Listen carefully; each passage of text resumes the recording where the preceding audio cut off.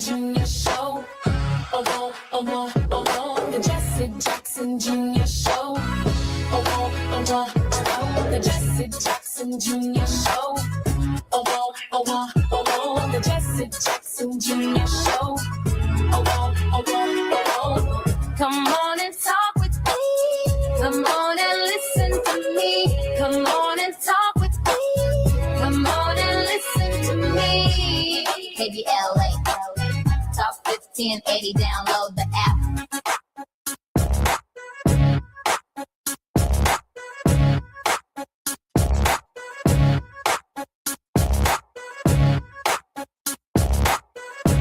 Jesse Jackson Jr. Welcome forward to the Jesse Jackson Jr. Show on KBLA Talk 1580. $32 a child. Just $32 a child. 1963, Nina Simone wrote a song in about an hour after Medgar Evers was shot in the driveway in Jackson and 4 girls were killed in a Birmingham church basement. She said her first impulse was to buy a gun. She wrote instead, "The song's antagonist is not a killer. It's a word. Slow. Go slow. Be patient. Trust the sequence. Let the process work." She was righter than she could prove. While Mississippi publicly prosecuted Byron Della Beckwith for the Evers assassination, a taxpayer-funded state agency, the Sovereignty Commission, reported to the governor was secretly vetting the jury pool to help him walk. One hand of the government performed justice, the other rigged it. 1977, the legislature sealed the agency's files for 50 years. It took a reporter, leaked documents, and a federal court order to break that seal. Beckwith was convicted in 1994, 31 years later. Write that down, because it's the whole lesson. In Mississippi, the sealed record was not a neutral procedure protecting an investigation. The sealed record was the evidence. Now consider what Mississippi is doing today. By the numbers, 51st of 51 in healthcare performance, highest infant mortality, highest cancer mortality, shortest life expectancy in America, highest child poverty, median household income 30% below the national average, and a legislature that still refuses Medicaid expansion. Turning away federal dollars, its own hospitals are closing without. For a century, that was explained by poverty. We can't afford better, they would say. And then Mississippi did something that destroyed its own excuse. In 2013, Mississippi fourth graders ranked 49th in the nation in reading and 50th in math. By 2024, they were reading above the national average, with only Massachusetts scoring higher. The fourth grade math had climbed to 50th from 50th to the 16th. Adjusted for student demographics, the Urban Institute ranked Mississippi first in the country. The program that did it cost $15 million a year, 0.2% of the state budget, $32 a child. $32 a child. And the poorest state in the union climbed 40 places.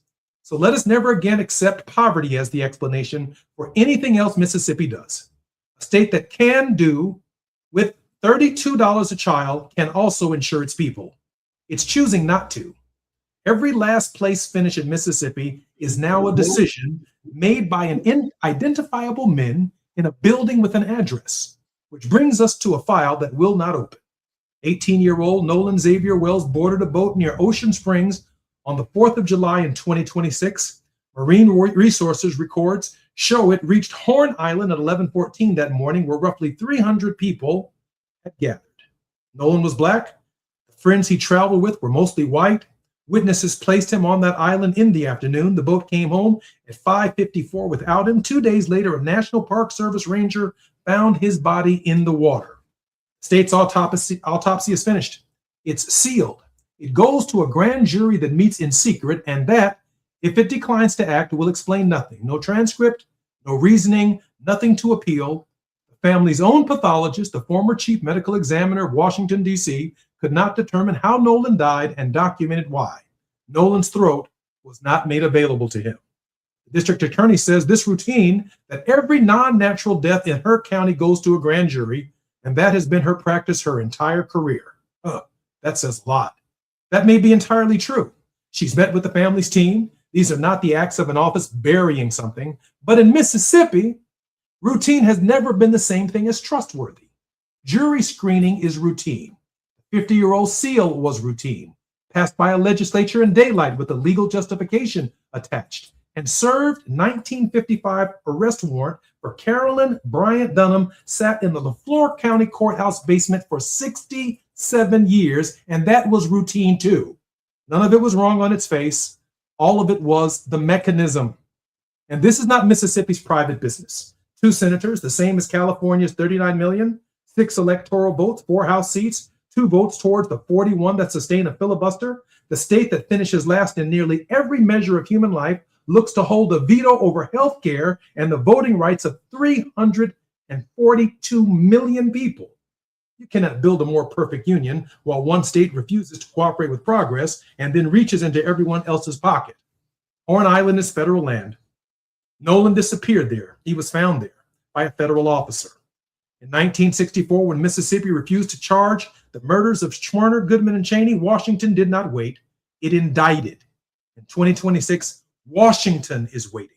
So, open the autopsy to Christine and Elmore Wansley. Let the Justice Department review a death on federal ground. Produce the Park Service records from that weekend. Mississippi has proven it can change for $32 a child. Transparency is free. I'm Jesse Jackson Jr. You're listening to the Jesse Jackson Jr. Show on KBLA Talk 1580. When we come forward, Pastor Raymond C. Dix Jr. joins us right here on KBLA Talk 1580. It's afternoon drive time with Jesse Jackson Jr. Only on KBLA Talk 1580. Just in case you missed our Procrastination Crenshaw Town Hall. Originally, the project was supposed to end, I was told, October of that year, and now we're looking at 5 years later, and it still hasn't been finished. I still have no parking lot. We have to park blocks away to get to work, along with my clients with sick animals. I have elderly clients, I have handicapped clients. They have to, either suffer through, park somewhere far, and make their way to the clinic with their sick animal so I can treat them. Or they can choose to go somewhere else, which is more convenient. And so I think the majority of people would probably choose the more convenient way. Luckily, I definitely have some clients that will still, make that trip. So it's definitely been impacting my business for 5 years. Like I said, my father, he has 3 sons, as they affectionately known as the Hardy Boys. We're all veterinarians. My oldest brother has a practice in Long Beach. My middle brother has a practice in Arcadia. He instilled all his greatness in us, and so we're continuing tradition. I would definitely continue the tradition of Angeles Vista Pet Medical Center. We're on the corner of Crenshaw and Vernon. But this impact appears to be going on way, way too long. Something needs to be done. It has to be concluded. Making sure they follow through. We're KBLA Talk 1580.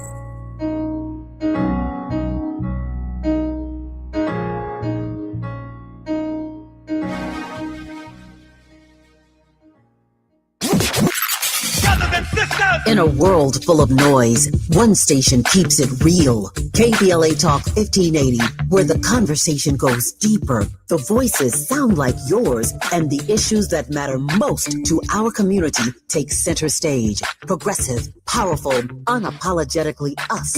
Whether you're driving through this city or tuning in from your home or office, join the public square. KBLA Talk 1580. Your home for talk that enlightens, encourages, and empowers. Listen live on our free KBLA 1580 app, on our website at KBLA1580.com, or on your radio dial at 1580 AM. Unapologetically progressive. The KBLA 1580 app puts the realest conversations right in your pocket. Stream live wherever you are in the world. No static. No searching the dial. A crystal clear connection 24/7, exactly when you want it. We recommend that you keep automatic updates enabled. Set it and forget it. So the app stays up to date with store requirements, bug fixes, and new features as we roll them out. Download the KBLA 1580 app today and stay plugged into the conversation everyone's having. We all hear the radio ads about the IRS. They tell you to be afraid, to be scared, and they try to frighten you into calling. I'm not here to do that. Tax Relief Advocates is different. TRA is here to tell you that if you owe money to the IRS, whether it's $5,000, $50,000, or $500,000, we have a solution. It doesn't matter if you're sitting in your car, at work, or with your kids. No matter where you are, call now. 800-550-9651. Don't lose hope. TRA can eliminate or reduce what you owe to the IRS. Generous programs are now available that can give you a fresh start. Our passion is taxes and helping individuals fix their IRS problems. We have over 1,000 5-star reviews on Google and an A+ with the Better Business Bureau. You don't need to be afraid of the IRS any longer. End your tax nightmare today by visiting us online at TRA.com or call 800-550-9651. That's 800-550-9651. Tax Relief Advocates, real solutions for real people. Now back to more of Jesse Jackson Jr. on KBLA Talk 1580. The Jesse Jackson Jr. Show. The Jesse Jackson Jr. Show.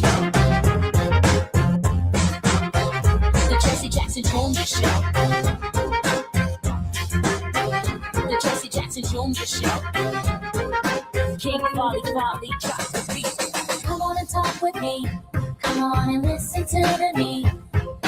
Come on and talk with me. Come on and listen to me. KBLA Talk 1580. Download the app.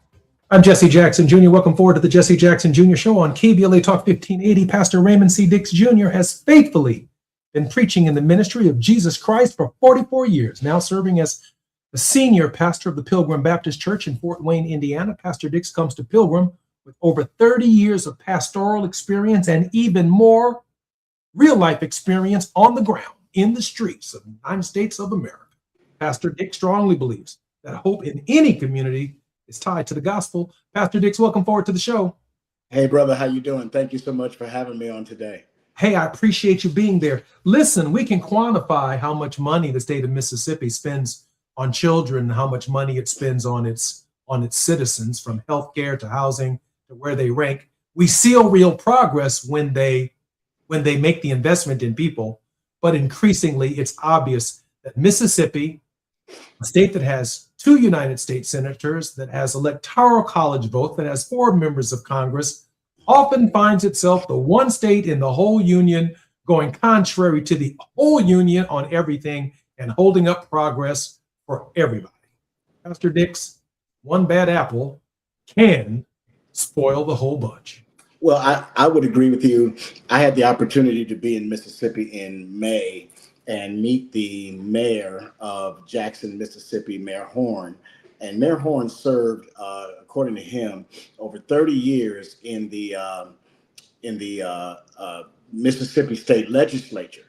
And part of the fight that he explained to us has been Mississippi, while it ranks pretty good in Black voter turnout, is still having trouble getting legislation passed because of Republican-dominated control in their state legislature.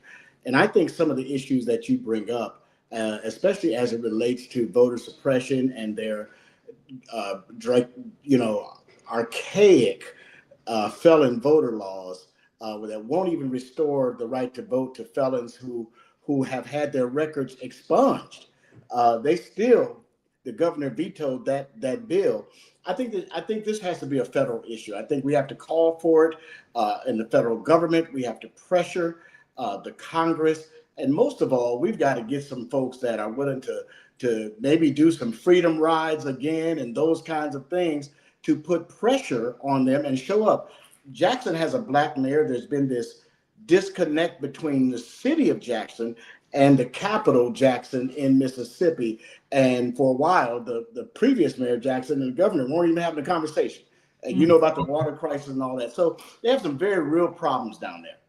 And they're not new, because if you remember, even before the American Civil War, when Democrats in the South were fundamentally in supportive of the agrarian interest in preserving the institution of slavery, that Blacks in Mississippi had to fight Democrats.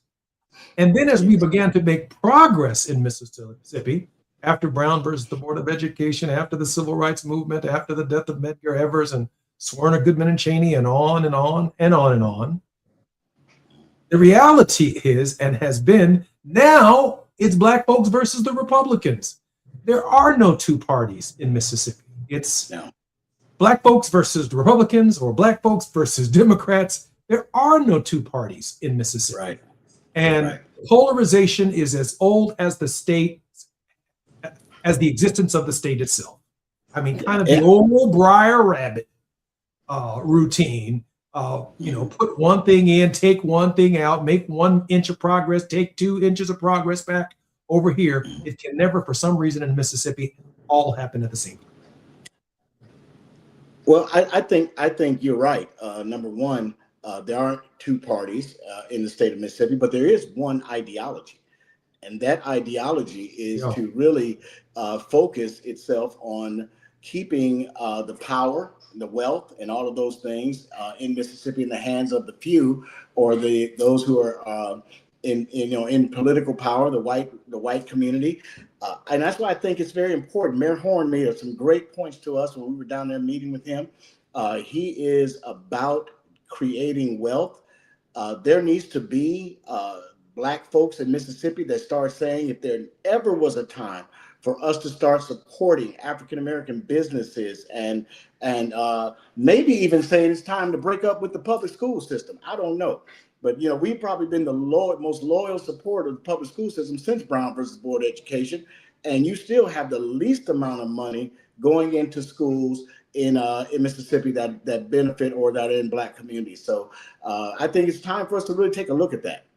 I think you're absolutely right. Pastor Dix, I'm not I haven't been particularly a fan of rough sports for women, but I'm telling you, the WNBA is as competitive as any football game in the fall. I've never seen a contact sport quite like the WNBA. Pastor, what's going on in the WNBA? So yeah, you got a couple things. I am like this close, brother, to giving up on the WNBA. And I've been a basketball fan all my life, and it's good basketball whether men are playing it or women playing. I've been 26 years this year as a high school basketball official in the state of Indiana, licensed official. So I've seen a lot of good basketball, and I've seen a lot of bad basketball. That's true.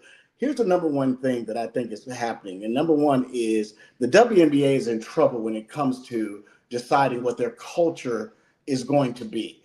They've made some cultural stands for transgender persons. And at the same time, now you've got Royce White and Enes Kanter Freedom that are saying, we are going to apply for the WNBA draft. These are two former NBA players that are saying, according to the language in your collective bargaining and things like that, we actually are eligible to apply. All we have to do is say that we're women. So this thing has gotten so out of control for the WNBA. They've kind of locked themselves into the problem. Now, the other thing as far as play on the court that you mentioned, I watched the game yesterday down here in Atlanta, the Atlanta Dream, and I believe it was Toronto team, the new expansion team in Toronto. And that game was probably as physical as I've seen a game, including NBA games, in a long time. I think what you have is an inconsistency in officiating. You've got people who call games differently. We used to complain about it in Indiana when we played, teams that came from the region would get down to Indianapolis and the state finals and the game be called completely different than what they were accustomed to. But I think you have an inconsistency in officiating on top of everything. And that's why you have such a physical game. And this seems like every other day you've got a socio-cultural statement being made by somebody in the WNBA. How about we just, kind of focus our attention on getting this basketball to where it needs to be? I mean, the reason we're dealing with it on our program, quite frankly, at all, is that the culture wars are coming to the WNBA. Yes. Or for whatever you want to say about it, whether you're a fan of women's basketball or not, two former NBA players, based upon how the rules of the WNBA have been written in the draft process, have applied to play in the WNBA as men, or, well, as women or as men in a women's league. Yes. I'm confused as to what. By just declaring that they're women. Yeah, by just declaring that they're women. Yeah, see, I've been confused by what the process actually is. But then we have, of course, when Caitlin Clark, who I'm a fan of, but I mean, she showed up in the league all net.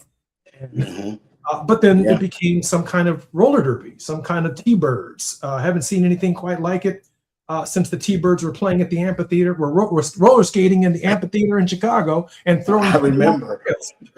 Yeah, so, I remember that. Yeah. So the rules, are kind of wide open in the WNBA. You can throw an elbow, you can take a shot at someone and almost maim them. And now this idea that men can apply for the WNBA is obviously going to be a tremendous problem.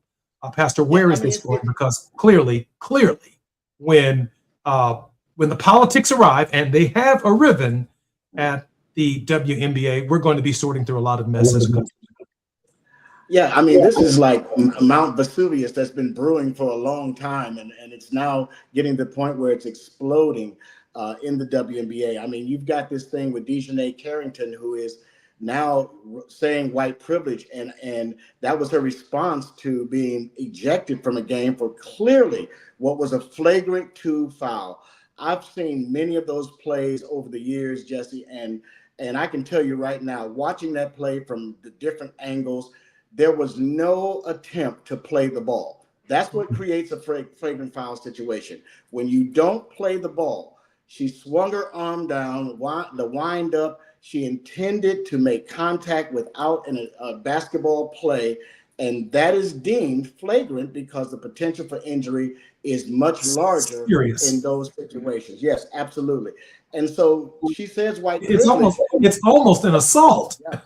Oh, absolutely. I mean, you get 5 to 10 in some places for that, but you've got a situation where she says white privilege. Now, I read her reaction and how she explained it. I thought it was kind of word salad, quite frankly, the way she explained it. I would have rather said, yeah, I think white players are treated differently than black players when it comes to officiating, and stuck by her guns. But of course, the potential there is that you're going to lose money, you lose endorsements, you probably face discipline from the WNBA and your team for saying something like that. She tried to clean it up, citing her education, and she knows the significance of using those words. But clearly, it was an emotional reaction. I would have felt better if she said, look, my emotions just got a hold of me. I was angry. I do think there's a disparity, and let's deal with that. And if she had done that. We've got about 2 minutes before we come forward. What are we teaching our kids? What are we saying to our kids? What are we saying to the young ladies with these controversies? What are we saying? Yeah, I think we're saying that sport is not sport anymore. It used to be a time where I could go to a sporting game and kind of escape the rigmarole of life and just get into watching the game, having a good time, and spending time with family, friends, watching the contest. Now, sport has become a microcosm of the greater cultural wars that are going on in America. And I don't think that's a good thing for sport. And it certainly isn't a good thing for young ladies who are That's correct. finally getting access to the opportunity to compete at the professional level. Sure. They have observed their heroes and their stars. They've watched men's sports play by certain rules. And by the way, the evolution of a semi-violent sport for men, basketball was that, until, no contact rules. You couldn't hand check. You had to give them some space. You had to move the 3-point line, the fouls, etc. all became part of a process to calm the testosterone down. And now in the WNBA, it's as if all of the rules that we have mastered over several decades to make the sport better and more competitive have been thrown out the window. Anyway, we got a lot more to talk about with Pastor Raymond C. Dix Jr. when we come forward. Pastor Dix currently holds many certifications and recognitions for years of service, as well as a bachelor's degree in biblical studies from Indiana Wesleyan, and is presently pursuing his MDiv degree with intention of completing doctoral studies as well. I'm Jesse Jackson Jr. More on KBLA Talk 1580 with Pastor Raymond C. Dix Jr.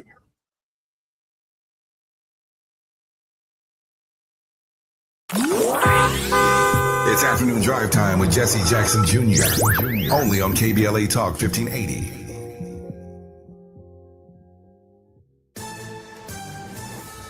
I'm Amber Payton with BIN News Now. President Trump says Iran should pay for damages for harm caused over the past 50 years. They asked for money for the damage that we've done. I said, that's a good idea. Well, we're going to ask for money for the damage they've done over a 50-year period. His comments come as Iran demands U.S. compensation for damage from the recent war. Alabama is preparing to execute a black man, Jeremy Williams, Thursday for the 2021 sexual assault and killing of a 5-year-old girl. Williams pleaded guilty and requested the death penalty. The victim's mother was sentenced to 20 years for sex trafficking. And efforts to preserve Louisiana's first African-American church are getting a boost. Wilson Engineers is providing free structural work to help restore the 209-year-old First African Baptist Church, where cracks have formed in the outer walls. Church leaders are also seeking funding for repairs. Get BIN News Now on demand 24/7 on the iHeartRadio app. For victims of drunk and drug driving, our grief is unique. But you are not alone. You always have a place at MAD. Call our 24-hour victim helpline at 877-MAD-HELP or visit mad.org. This is the KBLA Sports Minute with Ray Richardson. The Dodgers got a much-needed victory Monday night. They held on for a 6-5 win over the Kansas City Royals. First win at home for the Dodgers since July 30th against Seattle. The Clippers have an unofficial milestone. They signed a guy named Jamarian Sharp. At 7'5", the 24-year-old Sharp is currently the tallest player in the NBA. Sharp is an inch taller than San Antonio Spurs star Victor Wembanyama, but he is nowhere near Wembanyama's skill level. Despite his size, Sharp was not selected in the 2024 NBA draft after playing for Mississippi. That might be a hint for Clippers fans to not get too excited. Sharp was in the G League last season with the Texas Legends, the Dallas Mavericks affiliate. The Clippers signed Sharp as a free agent, which means he's not guaranteed a roster spot. He'll have to make the team in training camp and the preseason.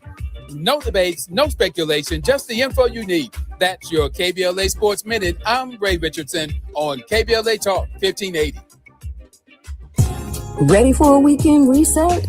Walk it out with me, Gina A. Towns, the artist formerly known as Gina Darby, on Reflectivity Beyond Black and White, as we seek peace, understanding, and healing beyond surface level perspectives, where reflectivity becomes our inner power and resilience to transform our lives and our communities no matter what.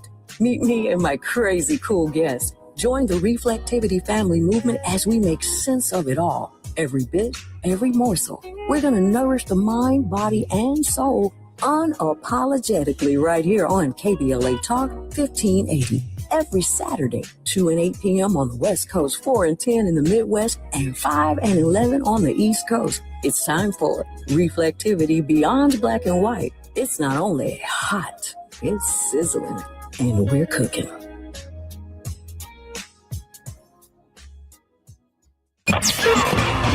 Turn the dial to where the truth lives. This is KBLA Talk 1580.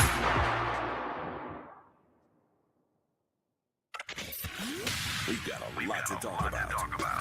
I'm Reverend Gerald, the life coach. Is someone you love struggling with addiction and mental illness? Is improving your family's health important? Want to leave a legacy that your family can grow? Are you ready to enhance your perception of life experiences? Then wake up weekends at 7 a.m. with Urban Family Focus and get the wisdom, opportunity, resources, and motivation to live your best life. Join the conversation on Urban Family Focus Saturday and Sunday at 7 a.m. Unapologetically progressive. KBLA Talk 1580. We've got your black.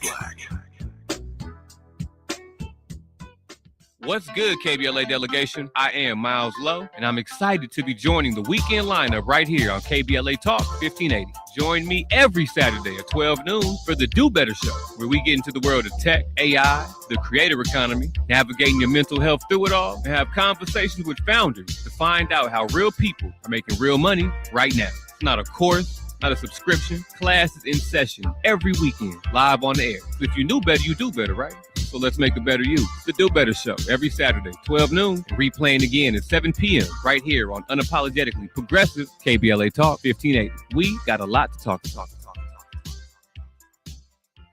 Don't be anxious or confused about AI. Take control of your career when you get the skills to tackle real business problems and design specialized solutions. HR Dive reported that entry-level talent with applied AI credentials can receive up to a 25% salary boost. But where do you find training that you can trust? Future-proof your career and deliver more value with Humans Lead the Way AI. Their hybrid learning courses use practical definitions, real-world examples, and strategic insights to help you and your team understand AI with confidence. No magic, no hacks, no shortcuts. Just practical knowledge that helps you use AI more successfully.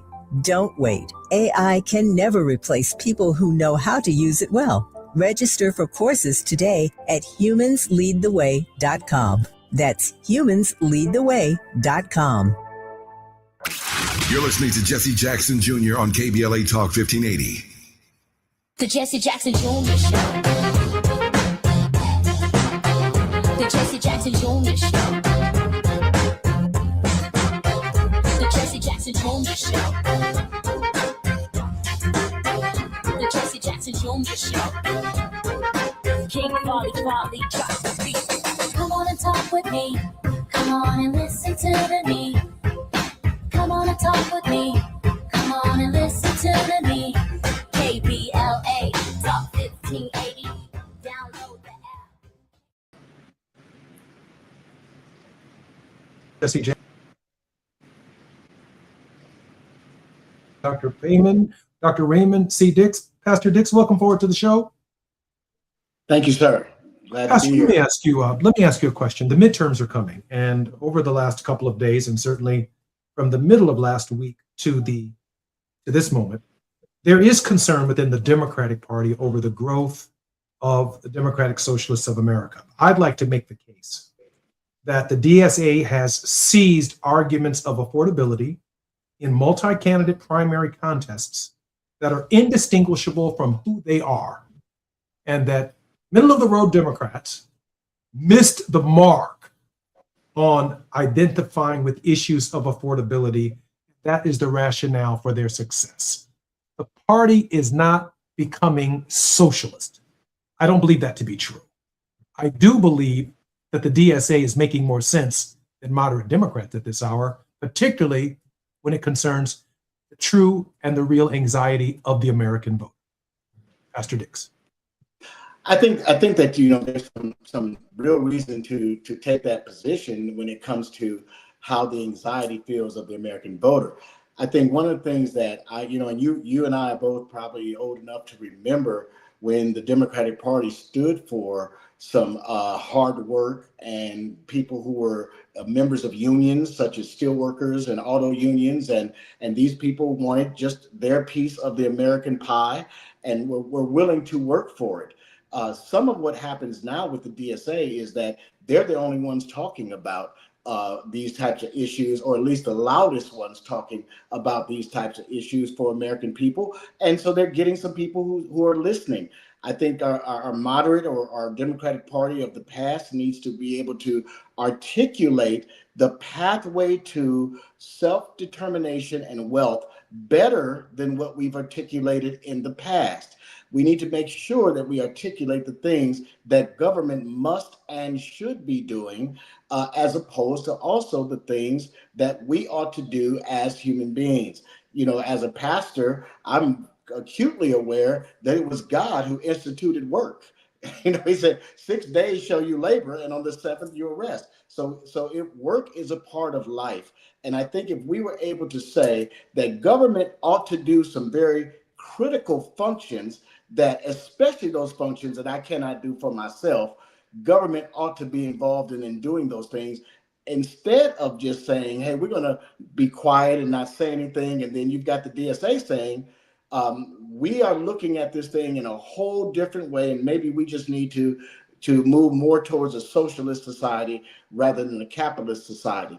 But I still say that you've got plenty of Black millionaires and people like that are out there creating opportunity, creating business, and those things are there. Is it harder? Perhaps it is, but we've got to be willing to put forth that effort and help our own community. Pastor, almost 2 years ago, in fact, 2 years ago minus about 90 days, that's when we'll be casting our votes in the November election. We waited patiently for Democrats to do something. We were watching Donald Trump's executive orders. We were watching the closing of the Department of Education, the ending of the United States Agency for International Development. We watched Donald Trump and his cronies fleecing the American government, fire more than 300,000 African American women. And we watched patiently. And really, Democrats, we argued, weren't saying enough and weren't responding fast enough, really until the No Kings marches showed up.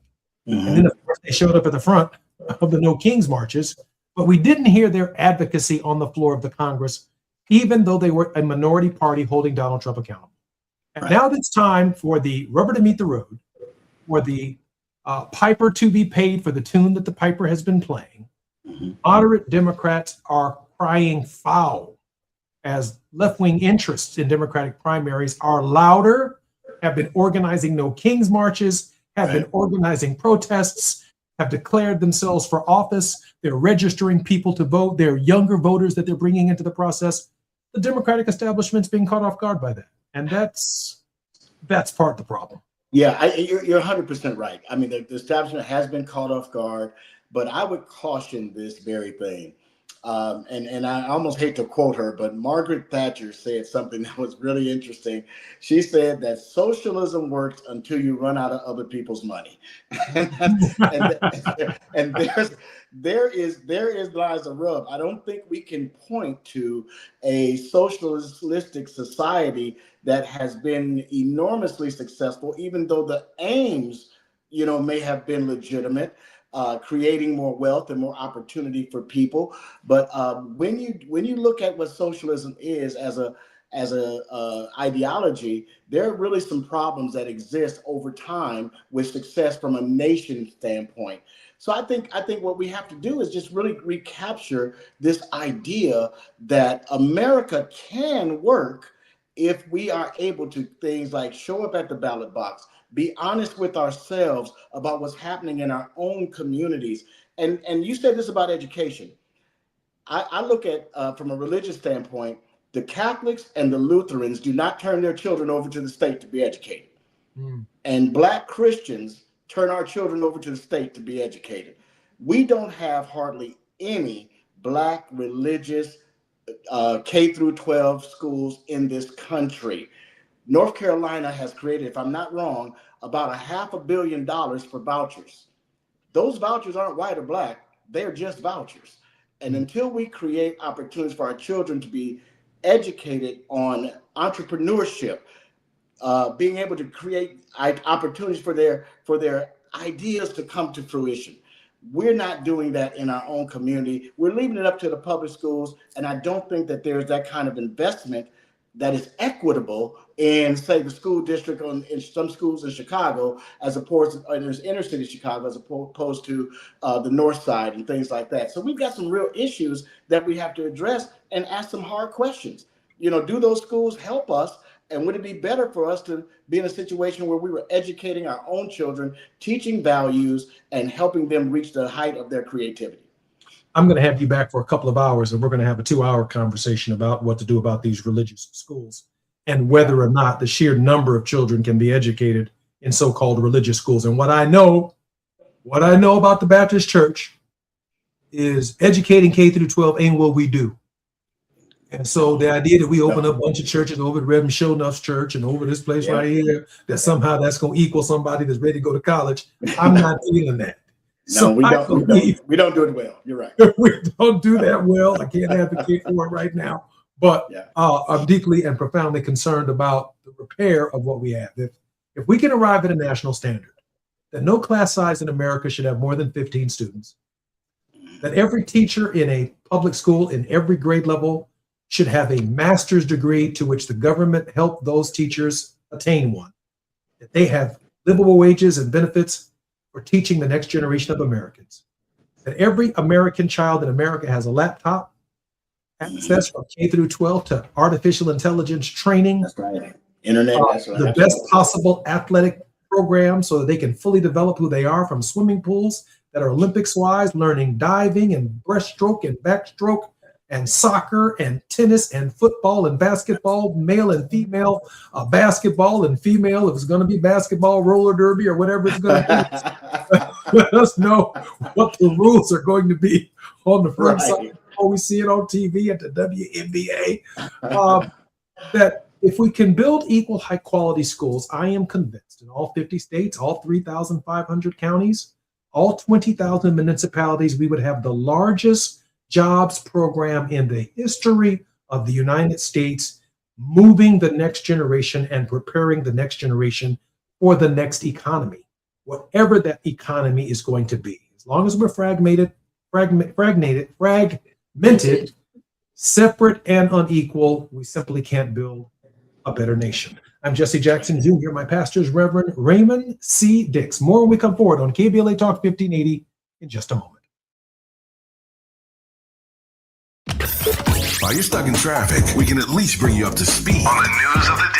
You're listening to Jesse Jackson Jr. only on KBLA Talk 1580.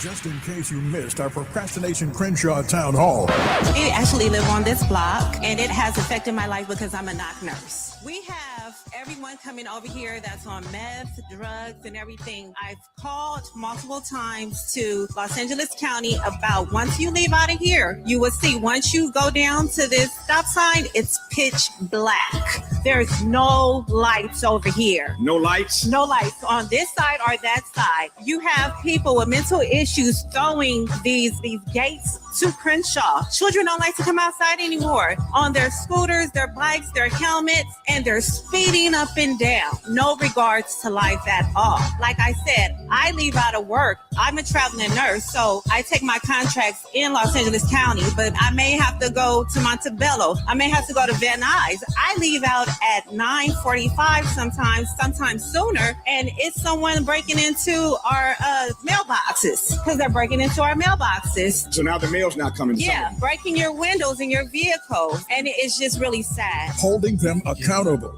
We're KBLA Talk 1580.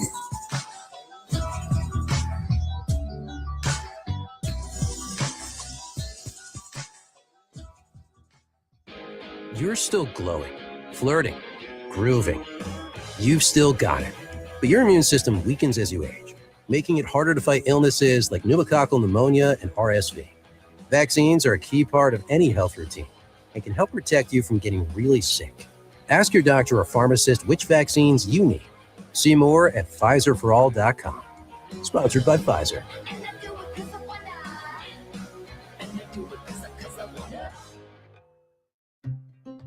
When I hit my 50s, I felt like things were slowing down.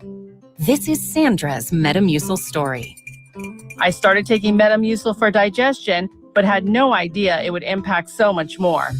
Not only did Metamucil help me feel more regular, but my heart health saw the benefits too. Metamucil, one simple routine, 4 health benefits. Digestive health starts here. Go to metamucil.com for more details. KBLA Talk 1580. We've got a lot to talk about.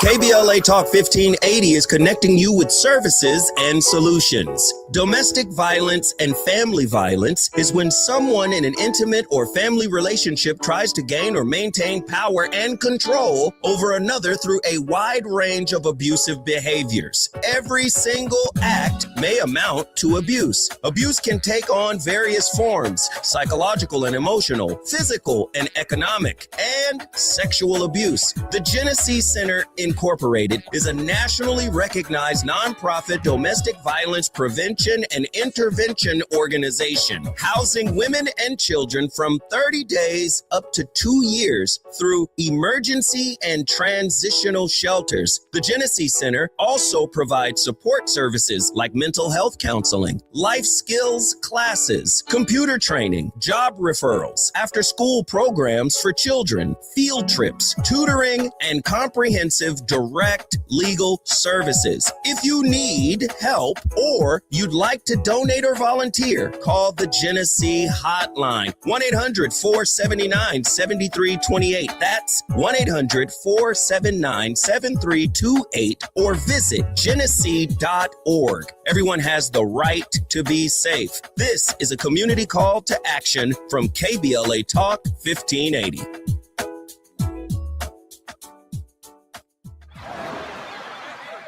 Hear that? That's the sound of your life.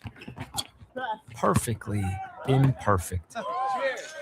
Beating in rhythm to the world you've created. But every time you drive after drinking, music gets drowned out. Your life sounds pretty great. Don't let a buzz ruin it. Buzzed driving is drunk driving. Don't drive buzzed. A message from NHTSA and the Ad Council. Now back to more of Jesse Jackson Jr. on KBLA Talk 1580. The Jesse Jackson Jr. Show. The Jesse Jackson Jr. Show. The Jesse Jackson Jr. Show. The Jesse Jackson Jr. Show. King Volley, drop the beat. Come on and talk with me. Come on and listen to me. Come on and talk with me. Come on and listen to me. KBLA Talk 1580. I'm Jesse Jackson Jr. Welcome forward to the Jesse Jackson Jr. Show on KBLA Talk 1580. We are on KBLA Talk 1580 Monday through Thursday, 12 to 2 PST, 2 to 4 CST, and 3 to 5 EST every single day of the week. That is Monday through Thursday. Our Friday show, Fat Meat Fridays, is now being led by none other than the creator of the Jesse Jackson Jr. Show, Gina Towns. Gina has her own show called Sizzling Saturdays, and she's going to be quite upset when I pull up her microphone and let you tell her exactly the time of your show. Go, Gina. Oh, wow. Well, it will be Sizzling Saturday this Saturday with Reflectivity Beyond Black and White on KBLA Talk 1580. What are the times of your show? Gina A. Towns. It's 3 to 5 on the East Coast. It is 2 and 10 in the Midwest, and 2 and 5 and 11. I'm sorry. Okay, 2 and 8. she's gonna figure that 2 and 8 on the West Coast. That's a lot to remember. Congratulations on your new show, Gina. Hey, Pastor Nick, Congratulations. welcome to the show. I'm so proud of your work in Fort Wayne area. Pastor, how can we support your ministry? Well, number one, we always need prayer. That's number one, first and foremost. I would ask anyone to pray for us as we seek to take on a lot of things that are happening, not only in the Fort Wayne area, but across the state of Indiana. That's important. I would say, too, if you'd like to tune in to our worship on Sunday morning, we're still evolving. So, this streaming thing, our church is a 107-year-old church, and technology is new probably in the last 7 or 8 years to us in some ways. So, but we are streaming on YouTube at Pilgrim Live TV, also on Facebook at Pilgrim Fort Wayne. So you can look us up there. Support us there. And then finally, if you'd like to give to the ministry, you could give through givelify.com. That's our online giving portal. You can give by searching for Pilgrim Baptist Church of Fort Wayne, and whatever gift the Lord puts on your heart, we would greatly appreciate it. We are looking to make sure we do more with what God has provided, and we have a Cash App at Pilgrim Pilgrim BCFW. That's it. $. You Pilgrim pastors BCFW. have this Cash App. That's the old Cash Listen, App. that's the church's Cash App. That's not mine. I don't get it right here, bro. That's what comes to me. But I'm thankful for what, just having to be able to eat every day. That's a good thing. I was on 79th and Stony Island Avenue a couple of weeks ago when I was driving south, and a brother walked up to me with a sign talking about he's hungry and he's all this. I said, bro, listen, I ain't got no cash today. Bro, I said, I take Cash App. Yeah.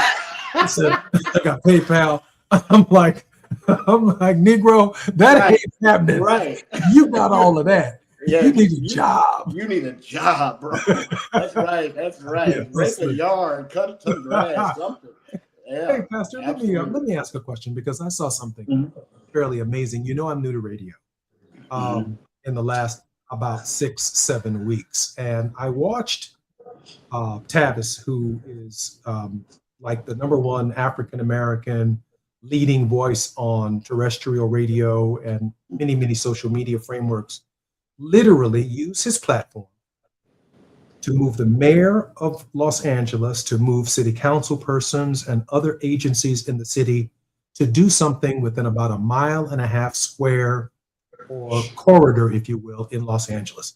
I watched him, his editorials, do that. Now, I'm wondering, as a model for the Black church, why can't Black churches, and there are plenty of them, use their pulpits for about the territory within 1 mile of their churches, in whatever direction they perceive the problem to be, and use that advocacy and their pulpits as well as their congregations to clean it up, to demand better accountability from our aldermen, to demand serious accountability from our mayors, to bring about change that the people themselves can see. I watched him do that. And we hit some milestones yesterday under Tavis's leadership right here at KBLA. I'm wondering why is that not a model for the Black church? That once a week, once a month, over about an 8-week period, we can all get something done locally that can make a difference in our communities. Well, I think number one reason is that ministers and pastors have to see this as part of the scope of their vision and responsibility and their calling. That the internal pulpit is one thing, but most of our churches, and I can tell you this, if you look at, use a metaphor of arrows, most of our arrows are inward. And so we are looking to draw people into a crowd, into a building, rather than turning our arrows outward into the community. That's saying the resources that we have should be put to improving the life of people around us. In our community, our church, my predecessor purchased a lot of property. We are looking to build, develop that property so that we can have affordable housing. Fort Wayne has a shortage, and I'm encouraging all churches that own property to be able to develop that property so families can get into home ownership as a way of building wealth.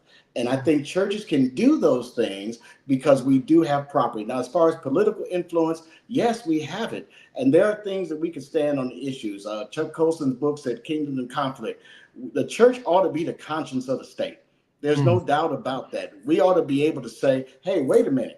The liberty and the freedom in the pulpit allows me to address this issue and to bring you in and talk to you, mayor or governor or whatever the case may be, congressperson, so that we can talk about how this is affecting people in the real world. And that's something that you have to do.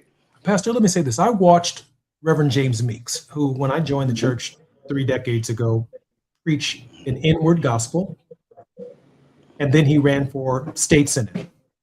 He ran largely on a platform that there were too many liquor stores too close to his church. With a little help from his congressman and his congregant, we were successful in that campaign, and he went to Springfield, Illinois. Right behind that, he ran someone for alderman in that ward and changed the city council representation who ran on the same platform. And then I watched Reverend Meeks help elect 2 state representatives from his state senatorial district who were on the House side. And then I watched him build the largest church arena with real vision, the House of Hope, where my father's services were, 3 basketball courts that are converted to church on Sunday mornings and a multi-purpose center and all of the above. And then I watched him clean up systematically all of the liquor stores. And then I'm watching him now and the church's various corporations build affordable housing in the same community where families can live because of a broad vision that included what? Not just pointing the arrows inward, but pointing them outward to address community. And I've never seen anything as transformative as a ministry that looks outside of the walls of the church and outside of the pulpit. Pastor Dix, thank you for being on our show today. Welcome. Thank you for having me. Appreciate it. You're welcome back anytime, and I'm looking forward to you coming back and join us in the not too distant future. I'm Jesse Jackson Jr.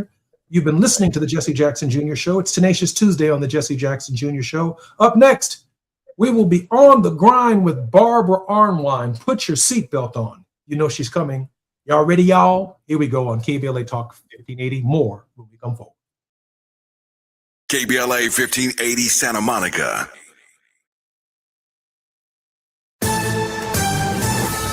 I'm Amber Payton with BIN News Now. President Trump says Iran should pay for damages for harm caused over the past 50 years. They asked for money for the damage that we've done. I said, that's a good idea. Well, we're going to ask for money for the damage they've done over a 50-year period. His comments come as Iran demands U.S. compensation for damage from the recent war. Alabama is preparing to execute a black man, Jeremy Williams, Thursday for the 2021 sexual assault and killing of a 5-year-old girl. Williams pleaded guilty and requested the death penalty. The victim's mother was sentenced to 20 years for sex trafficking. And efforts to preserve Louisiana's first African American church are getting a boost. Wilson Engineers is providing free structural work to help restore the 209-year-old First African Baptist Church, where cracks have formed in the outer walls. Church leaders are also seeking funding for repairs. Get BIN News Now on demand 24/7 on the iHeartRadio app. For victims of drunk and drug driving, our grief is unique. But you are not alone. You always have a place at MAD. Call our 24-hour victim helpline at 877-MAD-HELP or visit mad.org. This is the KBLA Sports Minute with Ray Richardson. The Dodgers got a much-needed victory Monday night. They held on for a 6-5 win over the Kansas City Royals. First win at home for the Dodgers since July 30th against Seattle. The Clippers have an unofficial milestone. They signed a guy named Jamarian Sharp. At 7'5", the 24-year-old Sharp is currently the tallest player in the NBA. Sharp is an inch taller than San Antonio Spurs star Victor Wembanyama, but he is nowhere near Wembanyama's skill level. Despite his size, Sharp was not selected in the 2024 NBA draft after playing for Mississippi. That might be a hint for Clippers fans to not get too excited. Sharp was in the G League last season with the Texas Legends, the Dallas Mavericks affiliate. The Clippers signed Sharp as a free agent, which means he's not guaranteed a roster spot. He'll have to make the team in training camp and the preseason. No debates, no speculation, just the info you need. That's your KBLA Sports Minute. I'm Ray Richardson on KBLA Talk 1580. All I need is one mic. With the KBLA Talk 1580 editorial, I'm Tavis Smiley. August 5, 2026. Dear LA City Council President Marquise Harris Dawson, on behalf of a coalition of businesses and residents that constitute the Crenshaw Corridor community, we write to request that a concrete timeline and resources for fully completing Destination Crenshaw within a year be developed and announced. A year is the outside time it should take. We hope and expect that it can be finished considerably sooner. We also request the immediate establishment of a business interruption relief fund for the merchants, entrepreneurs, churches, and property owners who have borne the disproportionate economic burden of the prolonged delays associated with the Destination Crenshaw project, and a resident relief fund for the residents of the corridor who have been most adversely affected by the prolonged construction and delays associated with this unfinished development.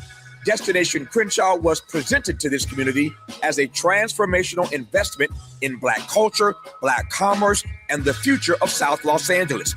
It has now been 6 years since the project broke ground and over 2 years since the promised completion date. Construction has stalled with no apparent end date in sight. The Crenshaw Corridor community embraced the vision of Destination Crenshaw, but the obstruction from the delayed construction has caused prolonged health and safety hazards, uncertainty, reduced customer access, declining revenues, disruptions, and mounting financial hardship. A broad spectrum of the community expressed their frustration over these delays and the impact they have had on the community at a standing room only July 30th town hall at Bethesda Temple Church, widely covered by the media, including ABC, CBS, Fox, and NBC. The burden of these unexplained delays should not rest on the shoulders of the Crenshaw Corridor community, which acted in good faith and supported this historic project. If the city fails to provide a complete and substantive response to this correspondence within 30 days of the date of this letter, the Crenshaw Corridor community reserves its right to pursue all of its rights and remedies. Sincerely, the Crenshaw Corridor community. To read the complete letter detailing all of our demands, go to our website at kbla1580.com. With a KBLA Talk 1580 editorial, I'm Tavis Smiley. As always, we welcome your feedback.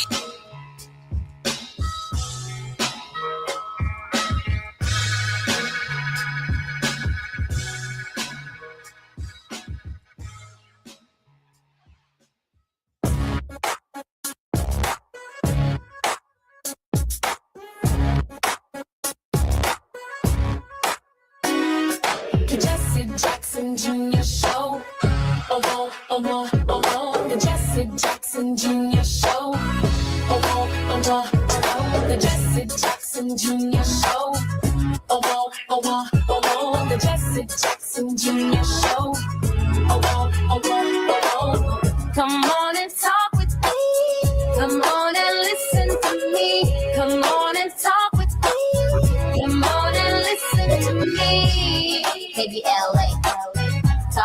1080 I'm down Jesse low. Jackson Jr. Looking forward to the Jesse Jackson Jr. Show. KBLA Talk 1580. On the Grind with Barbara Arnwine is Tenacious Tuesday. We got a lot of ground to cover with Barbara. Barbara is the president and founder of the Transformative Justice Coalition, internationally renowned for contributions on critical justice issues, including the passage of major civil rights legislation. She's also the co-chair and facilitator of the National Commission for Voter Justice. Barbara Arnwine, welcome forward to your show on KBLA Talk 1580. Well, it's a pleasure to be on your show today. Barbara, let me give you a countdown. 10, 9, 8, 7, 6. No, you got a lot. 5, 4, 3, 2, 1. Let's go, Barbara. Let's go. What we doing? Come What's on, happening in the world?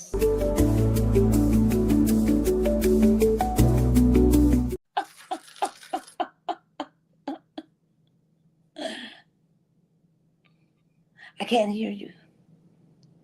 Oh, go right ahead, Barbara. I'm so sorry. Whenever those numbers come on, it shuts my mic off. Stop. Barbara. Barbara, let's dive right in. What is the work that's in front of us? Hey, it's voting day. Mm. There are primaries right now happening, and the polls will be closing this evening, folks, in Connecticut. Are you ready? Come on, it's your primary. Primary means you choose who's going to run as your candidate during the general election. That will be held November 3rd with early voting beforehand. Folks, it is primary day in the state of Minnesota. Are you ready? Have you been voting Minneapolis, St. Paul? Come on now. It's also a primary day in the mighty state of Vermont. It is primary day in Wisconsin, Milwaukee, Madison. We were just talking about Corey Ruiz last week. Come on, Madison, come on. It's time to vote, V-O-T-E. Right now in your primaries, there are special elections in Alabama. Yeah, Alabama, Birmingham, Montgomery, Mobile, come on, Tuskegee, Huntsville, all of you, come on. It is voting day. There's also special elections in mighty South Carolina. So people, there are 6 states with elections today. If you don't reside in one of those states, but you have friends, family, colleagues, call them. Make sure that they have voted. Don't let them sit around like logs, like bumps on a log. It's time for people to get involved. I'm so proud that people have been turning out already in record numbers. Keep that going by calling your friends and telling them, have you voted? This is your last day to vote for the primary. And you want to vote for the primary. Why? Why, people? Because if you're on that inactive list, because you didn't vote in 2024, you need to be on voting for the primary. If you are sitting out there and you didn't vote in 2024, period, you got to get back at it. So, folks, let's do this. Let's show up and let's show out today for Election Day in those 6 states. Barbara, there are a massive number of states that will be covered tonight on national news where people will be paying attention to exactly what you said. Yes. And I know when we come forward, I'm going to ask you more specifically about the issues. But in those states that you specifically mentioned, we have about 2 minutes before we come forward. What are the issues that you have heard or are finding out are most concerning to the voters?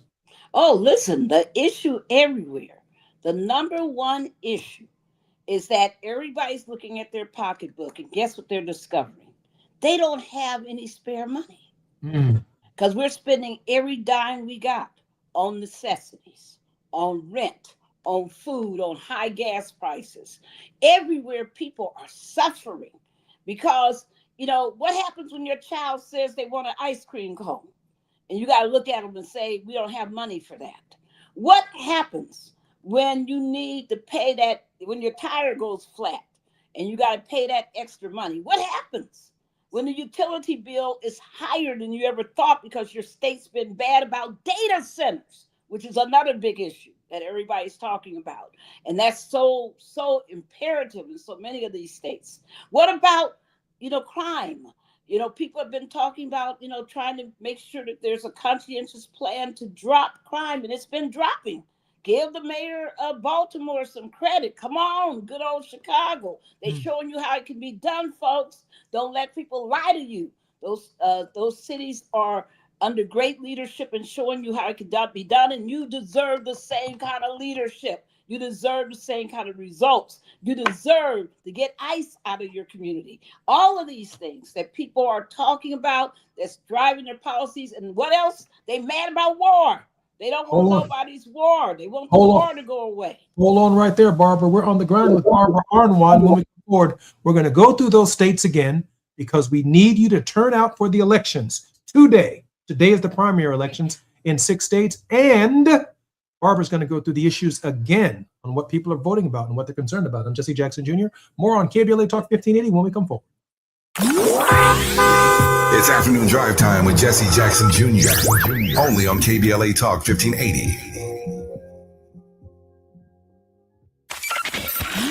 Just in case you missed our Procrastination Crenshaw Town Hall. I heard that this brother is MIA, but I don't know if I'm saying his name right. Marquise Dawson. It's his district. He has an office in the back of Crenshaw Destination. I have not seen this brother one time in my life. On TV, yes. Newspapers, yes. And all that other stuff. But to come across the street and talk to people, or even next door to talk to people, I haven't seen this brother ever. The people who are doing the construction, and my count is 21 months. You'll let me know if I'm wrong, how long it's been abandoned. I'm calling it abandoned construction. And I've emailed a lot of people from the city, and they always gave me a date that it'll be done this day, it'll be done that day. But next door to us is the people who actually are doing the construction. Those are my next door neighbors. That's how I know what's going on. They haven't been there for 21 months. Not letting them get away with anything.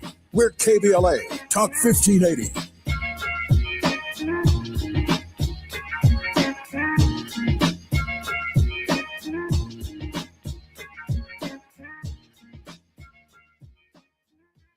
The KBLA 1580 app puts the realest conversations right in your pocket. Stream live wherever you are in the world. No static.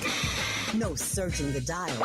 A crystal clear connection 24/7, exactly when you want it. We recommend that you keep automatic updates enabled. Set it and forget it. So the app stays up to date with store requirements, bug fixes, and new features as we roll them out.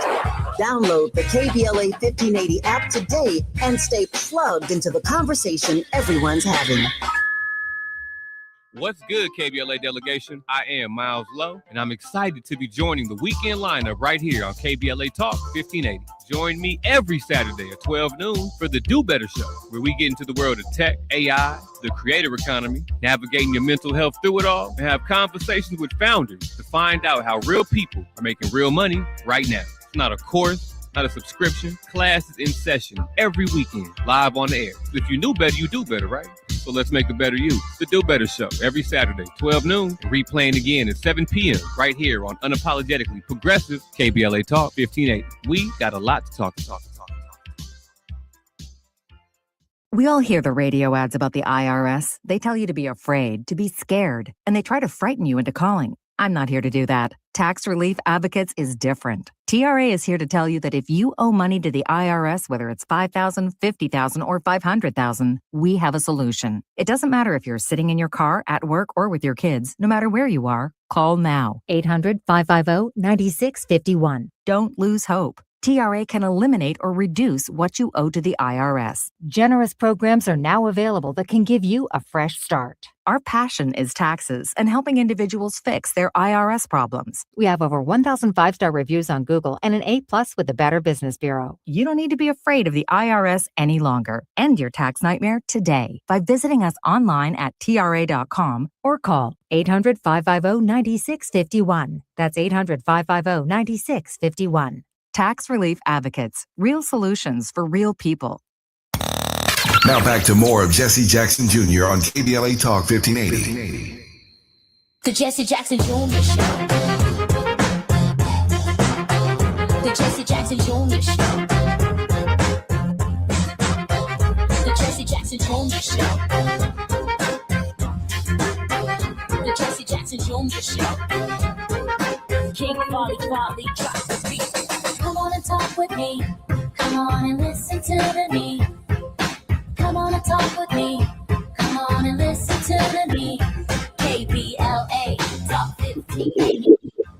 I'm Jesse Jackson Jr. Welcome forward to the Jesse Jackson Jr. Show on KBLA Talk 1580. It's election day in 6 states. Barbara's going to go through those states again in just a moment. We're going to talk about some of the issues that are on the ballot as they are around the country on this election day.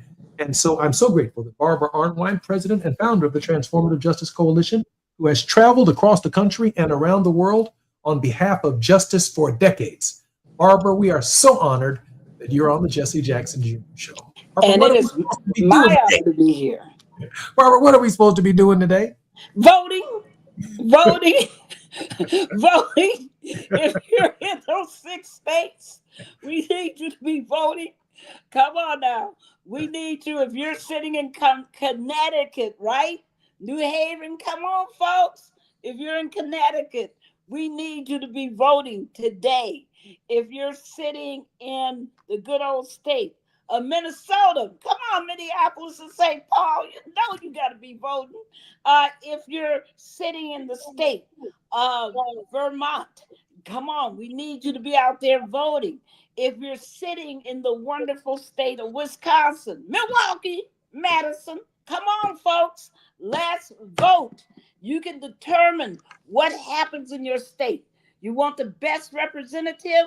You want somebody who sounds like you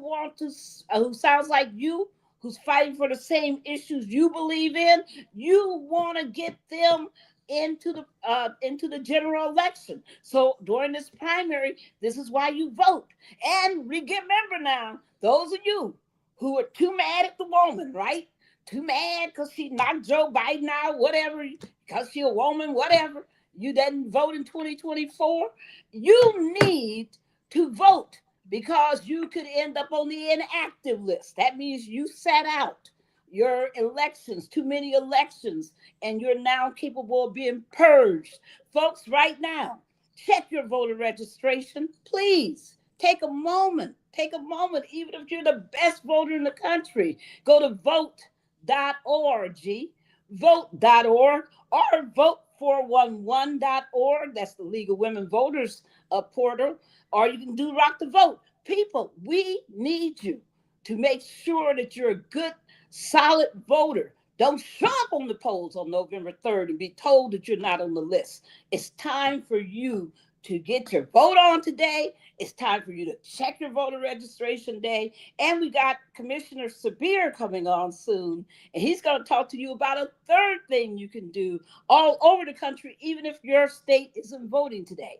If you're in South Carolina, if you're in Alabama, you got special elections. That means that there were ties or not enough votes in different places, and they're trying to decide who's going to be the ultimate prevailer in those votes. You need to vote today. People, you got family, friends, colleagues in those states. Don't just, take the okie doke. Call them right now and say, I want to make sure that you vote early. If you didn't, why aren't you voting today? This is your last chance. Don't get it confused. This is your last chance to vote for the primaries today. Barbara, let me ask you this question because I think this is the other side, and it's very, very serious. And before you answer it, let me get this. Let me try and phrase this right. What are your fears?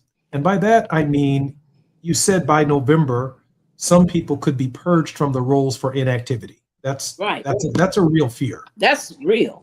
But I'm also hearing from the Trump administration and even now the new Attorney General Todd Blanche with a specific order that U.S. attorneys are under an order to do exactly what the President of the United States says do.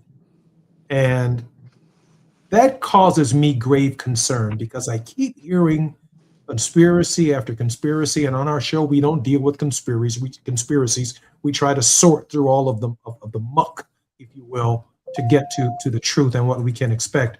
That there could be some kind of disruption in the midterm elections. I can only imagine that would be a fear of yours as well. Barbara, absolutely. The fears going into this election. Well, let me tell people what the biggest fear is. The biggest fear right now is real. It's not just fear. It is a battle going on in the Supreme Court. Most people have no clue that the President of the United States asked the Supreme Court 2 weeks ago to give him permission, approval, I mean, it's called an emergency petition. Folks, there's not even a process for it in the Supreme Court. He just filed this thing saying, give me permission, give me approval. It's not even an active, cognizable claim case. It's not ripe. There's all kind of issues legally with it, but he filed a petition, and 13 states using taxpayer money had the nerve to support him. 23 states are opposing him. And they're saying you have no right to tell the USPS to not deliver ballots, mail-in ballots in our state because we wouldn't give you our voter data list, which you have no right to have, which you're going to abuse, which you're going to misuse. Why do they want the voter database list? Come on, folks. Why have they sued 23 states? They've lost their darn lawsuit. Why have they lost before conservative Trump-appointed judges? Because the USPS has no election authority. The president has no election authority over state and federal elections. They have none. Yet he wants this. And guess what? One reason why he wants it is that once they get those lists, they want to have mandatory purging, voter purging.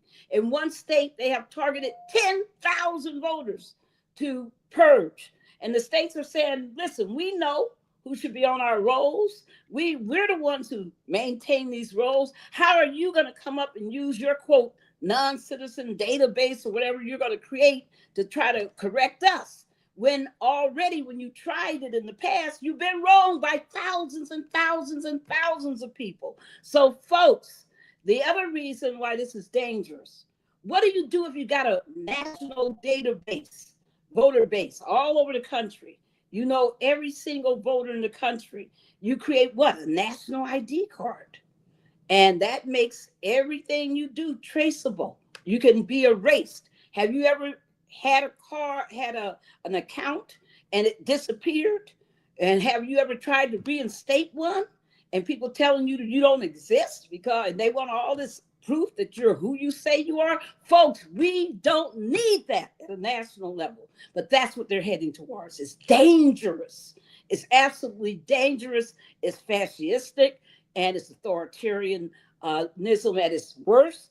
People, this is the most dangerous thing happening right now. The Supreme Court says, it's speculated that the Supreme Court will make a decision if they're going to take the matter, if they're going to decide the matter, if they're going to have an argument, if they're just going to issue an order. They're going to do something by the end of this month. Barbara, everybody's on vacation.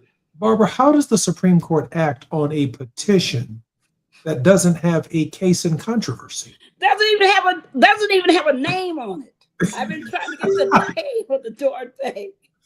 Case number. I've been trying this is bad, y'all. It's bad. It's a made up cockamamie madness. Wow. Barbara, if we got about 6 minutes, before we come forward. I know we've got two more breaks after the 30. But let me ask you a question again. Can you share with us how serious these economic issues are going into these primary elections? There is a lot of talk in the Democratic Party about the success of the Democratic Socialists of America and why we should be scared of them. I made the argument in the last hour with Reverend Dix that moderate Democrats who've sat back and not fought for the first year of the Trump administration, who were quiet, and now we're looking at multi-candidate fields. That argument for affordability has largely been embraced by the DSA, young progressive candidates in these races. And those economic issues to which they have seized the high ground are deeply problematic for conservative Democrats. Okay, Omar Sabir is on the backstage, he tells me that he's in. But anyway, but you're right. I mean, this internal battle, have you heard of something called the third way? If you heard of the third way, where you're sitting right now, raise your hand. Have you heard of the third way, people? The third way is this new group of corporate entities, CEOs, who are trying to control the elections. Corporate capture is the word. Corporate capture is the theme. And what they're trying to do is to only have people on the ballots who are pro-corporate America, pro their tax breaks, pro their deregulation, pro their environmental toxicity. They do not want these democratic socialists who said that they're going to make them pay their share. Do you know that there are all these major corporations, multinationals that pay not a darn dime in taxes while you're struggling to keep your house and pay your house taxes or your property taxes while you're trying to pay your federal taxes? Do you realize multinational corporations with trillions of dollars are paying zero while you're struggling? These are the kinds of things that we're fighting. So there's a division in the party because some people take this money. Who are, to quote, the honorary co-chairs of the Third Way? They are Joe Manchin and Kristen Sinema. You heard me. The people who blocked the Freedom to Vote Act, who blocked the John Lewis Voting Rights Act. These, for quote, former Democrats are the honorary chairs of this Third Way. So we got a battle going on. We got the AIPAC battle, we got the Third Way battle, and now we also have this dissension between moderates and those who want to do things. I'm sorry, I like the Mamdani racial equity approach. I'm sorry. I mean, somebody needs to talk about the disparities and do something about it. So anyway, I'm sorry, but I see our guest is here. I'm so sorry. I'm particularly honored and privileged that Philadelphia Commissioner Omar Sabir, elected on the 5th of November 2019 and sworn in as the City Commissioner of the County of Philadelphia on January 6, 2020. In 2024, he was voted chairman by the two other commissioners. As chairman, he's committed to empowering all Philadelphians to participate in the voting process, tackling voter apathy, and educating communities on civic engagement. When we come forward, I'm going to give him a much broader introduction. Mr. Chairman, how are you? Welcome forward to the Jesse Jackson Jr. Show. Hey, I'm doing great, man. Thanks for having me. Omar, we have just about a minute or so before we come forward. And then, of course, we have two more segments to which we go to the top of the hour, and we're looking very much forward to your thoughts. What are you hearing on the streets in terms of what voters are saying and what they're feeling in this brief moment before we take our quick break? Well, people are concerned. I mean, I'm receiving mail from people in California. I've received the mail, and people just are concerned. It's about the process. I mean, do we have to bring passports? Do we have to bring birth certificates for us to vote? And a lot of this confusion, I mean, it's intentional, I believe, to get people to not participate, to get Black folks, to get Latinos, to get Asians to not come out and vote. I mean, I think it's pretty much that simple. I mean, and the data, proves why they want to do it. And then it's up to us, for Americans, to step up and stand up for what's right. I'm grateful that Omar Sabir, Philadelphia Commissioner, the chairman, is joining us today on the Jesse Jackson Jr. Show. We're on the ground with Barbara Arnwine. We have so much more that we want to talk in two major segments with Omar participating with Barbara in just a moment. More on KBLA Talk 1580. I'm Jesse Jackson Jr. More when we come forward. It's afternoon drive time with Jesse Jackson Jr. Only on KBLA Talk 1580.